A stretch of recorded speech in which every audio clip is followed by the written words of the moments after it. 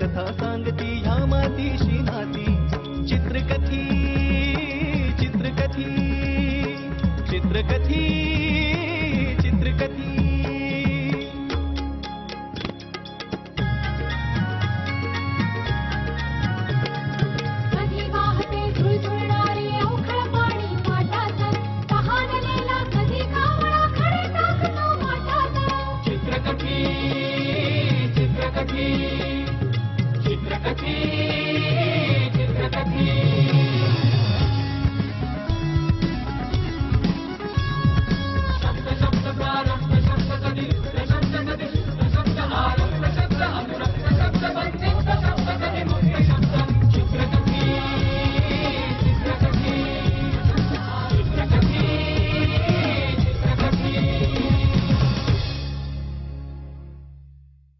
हाय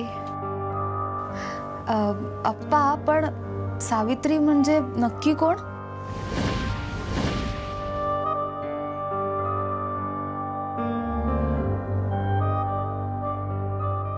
माझी बायको.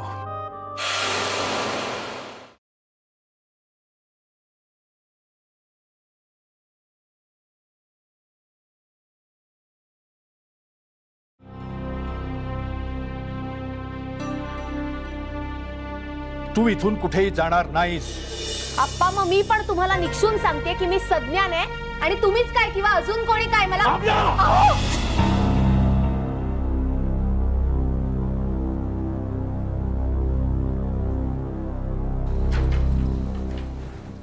हो काय करताय तुम्ही? अमला, अमला.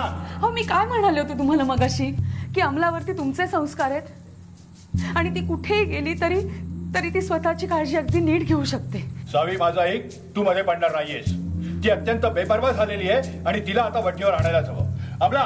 काय हो, मगाशी तुम्हीच म्हणत होता ना की मुलीचं आता लग्न करायला हवं का, तर मुलगी मोठी होते आणि आता त्याच मुलीला वठणीवरती आणण्याची भाषा करताय. नाही, मी मान्य करते की तुमच्या म्हणण्याप्रमाणे तिने लाच सोडली, पण मग तुमचं काय? हे बघा, मी तुमचं काही एक ऐकणार नाहीये. तुम्ही आत्ताच्या आत्ता तुमच्या खोलीत निघून जा. हे बघ सावी, मी तुमचं काहीही ऐकणार नाही. मी सांगितलं ना तुम्हाला.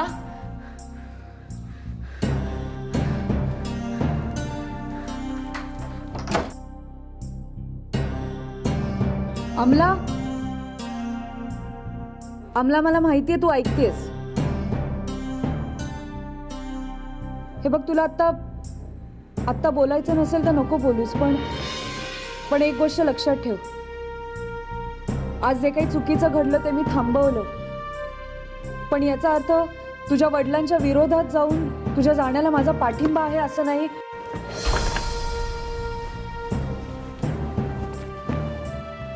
तुझ्याशी काहीतरी बोलायचं होतं दुपारपासून, पण जमलं नाही. आत्ताच बोलायचं होतं का? नाही, सकाळी बोलू शकली असतीस. मी काही रात्री पळून जाणार नाहीये कोणाशी लग्न करायला. बोल. खरं सांगायचं तर हेच बोलायचं होतं. आम्हाला तुझ्या कॉलेजमध्ये एवढी चांगली चांगली मुलं आहेत, तुला कधीच कोणाशी लग्न करावं असं नाही वाटलं? खरं सांगू, असं जर का काहीतरी केलं असतंस ना तर तुझे आप्पा चिडले नसते कधीच एवढे तुझ्यावर. तुम्हा दोघांसारखं हे असं कधी एकत्र न येणार, पण कागदोपत्री मात्र सुखी वैवाहिक जीवन हे बघून कोणाला वाटेल लग्न करावं म्हणून? आम्ही अगं दोन वेगवेगळ्या खोल्यांमध्ये जगण्याला लग्न म्हणत नाहीत. पुरे. एवढं बोललीस, माझ्यासमोर बोललीस ते पुरे. आम्हाला आजपर्यंत तू तुझ्या वडिलांशी कशी वागलीस, त्यांच्यावर किती चिडलीस, त्यांना काय बोललीस, या बाबतीत मी कधीच मध्ये पडले नाही आणि यापुढेही पडणार नाही. पण म्हणून तुझे वडील माझ्याशी कसे वागतात, त्यांचं वागणं योग्य आहे की नाही यावर भाष्य करायचा तुला काही हक्क नाही. अम्मी, तू काय? पुरे. यापुढे आम्हा दोघांचा उल्लेख आणि आता जे काय बोललीस त्या गोष्टींचा उच्चार मला नकोय. ठीक आहे, मलाही काही फरक पडत नाहीये तुझ्या असण्या नसण्याने. आता इतकी वर्ष तू इथे राहतेस, पण मला नाही आठवत तुझ्या नसण्यामुळे माझं काही बिघडलेलं. नाही बोलणार मी तुझ्याशी. आणि असे किती दिवस आहे मी इकडे. हा, पण जितके दिवस आहे ना, तेवढ्या दिवसात तूही माझ्या गोष्टींमध्ये नाक खुपसायचं नाहीस, प्रश्नही विचारायचे नाहीस आणि सल्लेही द्यायचे नाहीस. कळलं? खरंय तुझं, चुकलंच नाही माझं. एक मिनिट अम्मी.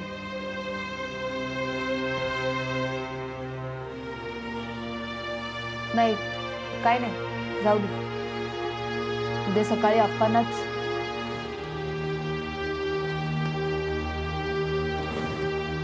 जा तू.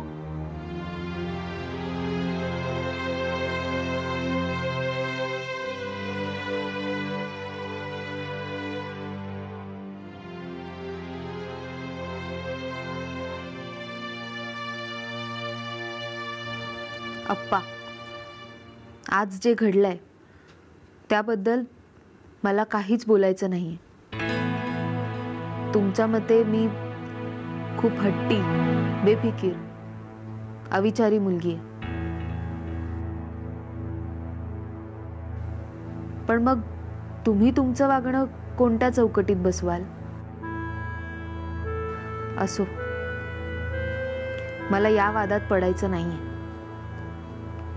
जसं तुम्ही तुमच्या मनाला योग्य वाटेल ते केलंत आणि त्याबद्दल विचारायचा माझा हक्कही नाकारलात, तसंच मीही आता मला जे योग्य वाटेल तेच करणार आहे.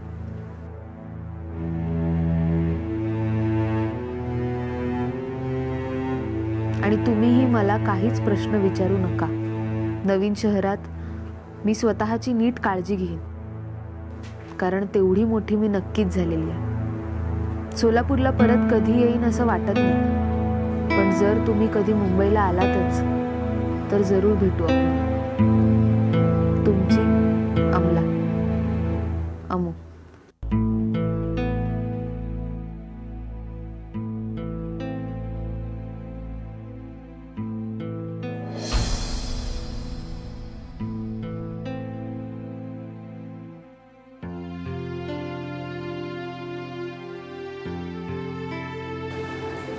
अरे, तू कधी आलास आणि औषधं दिलीस का?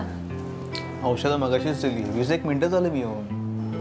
तुझा डोळा लागला होता ना, म्हणून उठवलं नाही तुला. थँक्स. बाय द वे, तुझं झोपेत काय चालू होतं?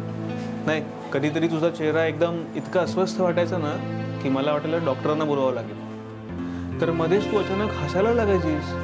असं काही नाही आहे रे. म्हणजे मगाशी जे काही बोललो तेच सारखं डोक्यात घोळत होतं आणि जे काही घडलं ते सगळं डोळ्यासमोरून जात होतं. मगाशी बोललो ते तळ साफ करण्याविषयी. राहुल, अशा बऱ्याच गोष्टी आहेत ज्या तुला सांगायच्या आहेत आणि त्या सांगायची खरंच गरज आहे, हे पटतंय मला. हे बघ, जर तुला पटत असेल आणि खरंच वाटत असेल तर बोल. राहुल, तुला आठवतं आपण सगळे माझं प्रमोशन सेलिब्रेट करण्यासाठी भेटणार होतो? हो, ते कसं विसरेल मी. चांगलं आठवतंय मला तो दिवस. नेमका उशीर झालेला असताना सगळे. चावी कुठे गेली आणि माझी घड्याळ पण तुटलं.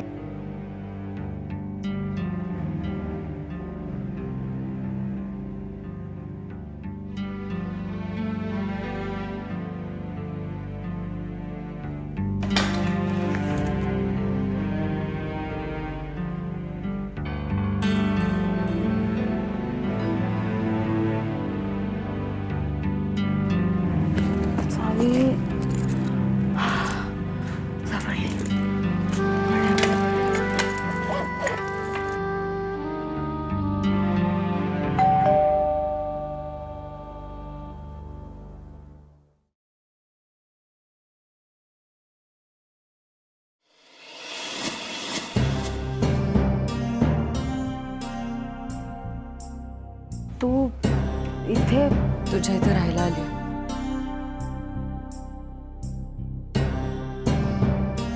ये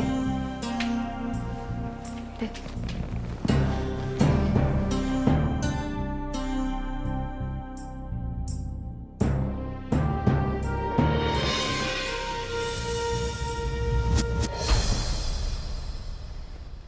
आम्ही हे असं सगळं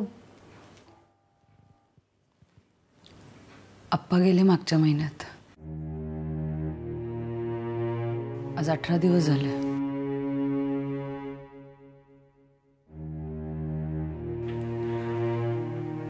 दिवस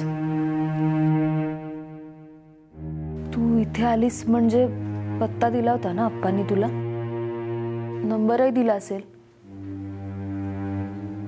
फोन करून कळवावंसं नाही वाटलं? आज अचानक निघून आलीस. तुझ्याकडून ही अपेक्षा आप्पांनीच सांगायची मनाई केली होती म्हणून नाही कळवलं.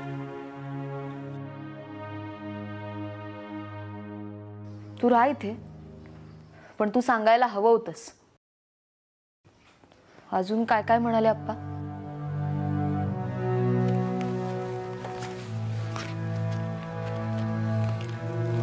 हे कागद दिलेत तुझ्यासाठी आणि मला सगळं तोंडी सांगितलं. एक मिनिट. हॅलो. सॉरी अगं, मी नाही येऊ शकत आहे आणि पुढचे काही दिवस नाहीच येऊ शकणार कदाचित. अगं ऐकून घे,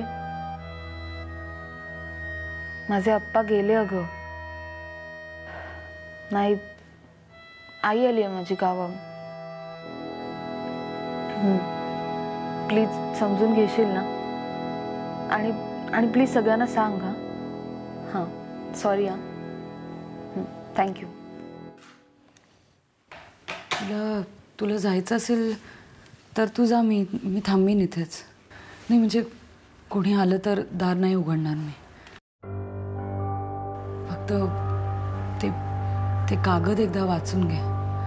त्यात काय वाचायचंय? तू सांग, माझा विश्वास आहे तुझ्यावर. नाही असं वेगळं काहीच नाहीये. सगळी इस्टेट तुझ्या नावावरती केली आहे. माझ्याही नावावर काही ठेवलं त्याचं व्याज येत राहील मला. म्हणजे अजून तशी गरज नाही पडली. फक्त एक अट आहे, ती वाचून घेतेस? अट? जाताना पण मी तुझा वडील आहे असं ठणकावून सांगायला विसरले नाहीत आप्पा. काय अट?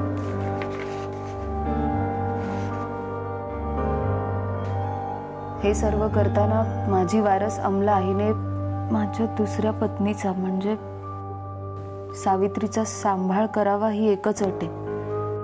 ती मान्य असल्यास बाकी कायदेशीर पूर्तता करण्यात यावी. एवढंच आहे ना? त्याच्यासाठी इस्टेट माझ्या नावावर करायची काय गरज होती?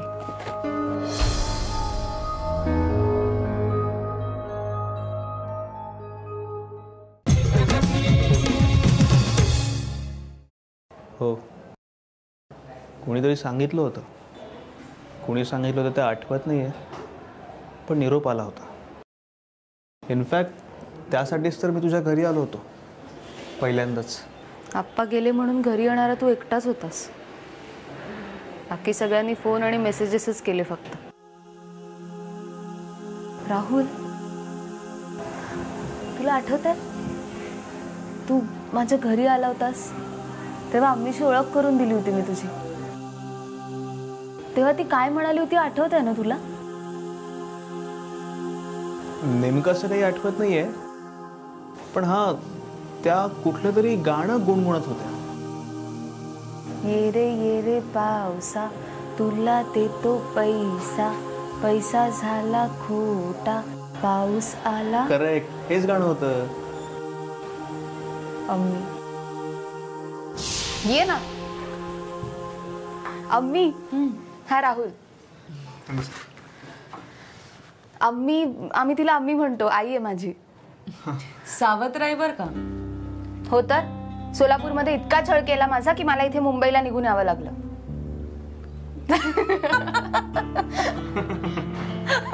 अगं घाबरवलंच त्याला तू. मस्करी करतेय मी. बस बस.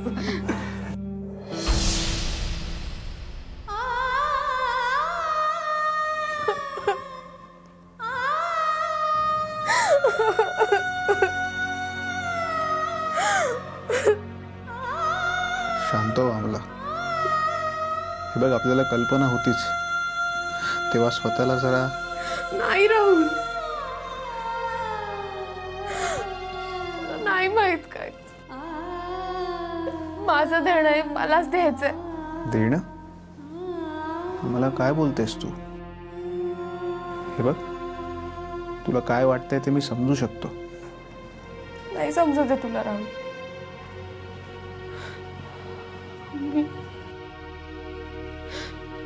मी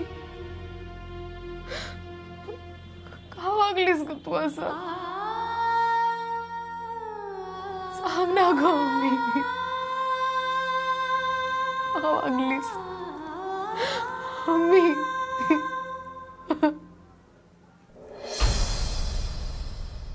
हे बघा मिस आमला, मी तुम्हाला जे काही सांगणार आहे ते काय फारसं चांगलं नाही आहे, पण सांगणं गरजेचं आहे. आणि महत्त्वाचं म्हणजे याची कल्पना पेशंटला आहे. डॉक्टर तुम्ही काय बोलताय? मला काही कळत नाहीये. या पेशंट म्हणजे तुमच्या कोण? माझी अम्मी, म्हणजे माझी आई. काय झालंय तिला? आम्ही ॲडमिट करून घेतलंय त्यांना. मी तुमच्याशी खोटं नाही बोलणार, पण तुमच्या आई फार काळ राहणार नाही त्या जगात. तुमच्या आईकडे फार कमी वेळ उरलाय. गेली 9 ते 10 वर्ष त्यांना कॅन्सर आहे. कमाल वाटते मला त्यांची. गेली 9 ते 10 वर्ष हे सगळं त्या एकट्या सहन करतात.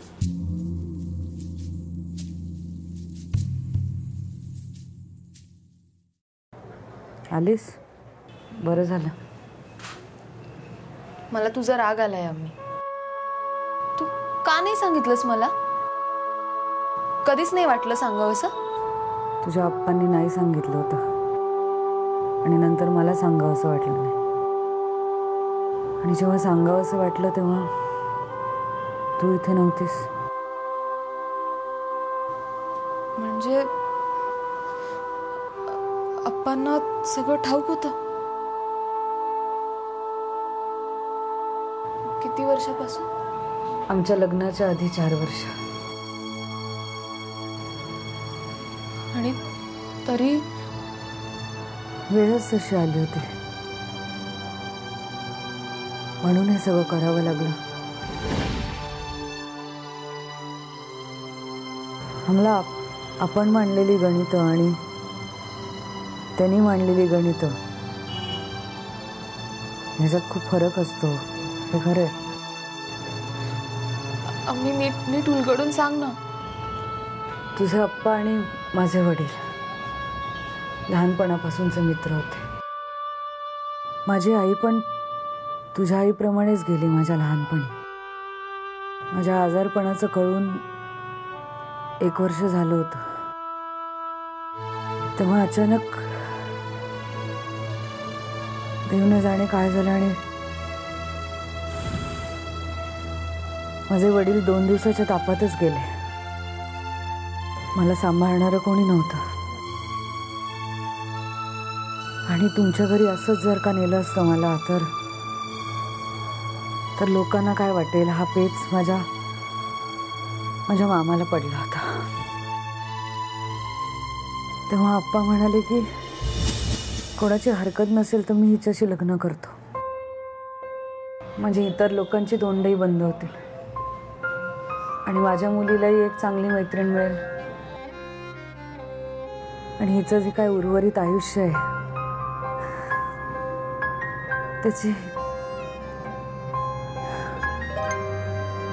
त्याची काळजी पण मला नीट घेता येईल.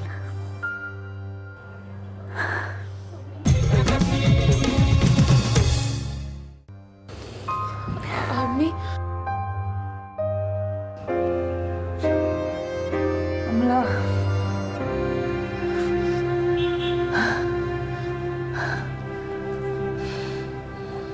हे बघा, त्यांच्याशी बोलू नका, त्यांना आराम करू द्या. बोलल्याने त्यांना दम लागतो. झोप मम्मी.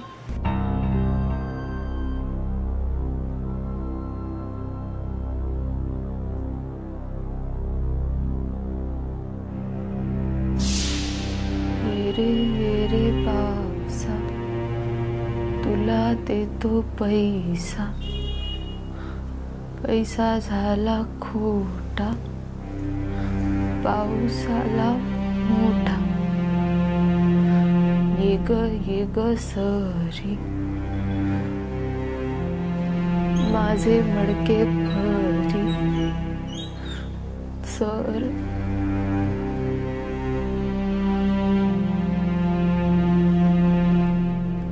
राहुल, बघितलंस? सगळं आहे आज माझ्याकडे, पण माझं पैशाचं नाणं खोटं निघाल्यावरच हा पाऊस आला. आणि सर आली होती आयुष्यात, पण माझं मडकच वाहून गेलं रे. माझं अस्तित्व तयार करायच्या नादात अप्पांसारखा आपलं माणूस नाही कळलं मला.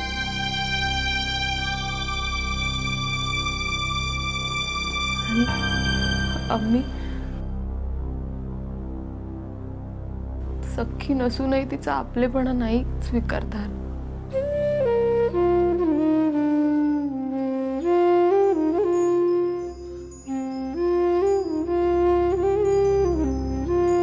राहुल, माझं मडकं कच्चं होतच,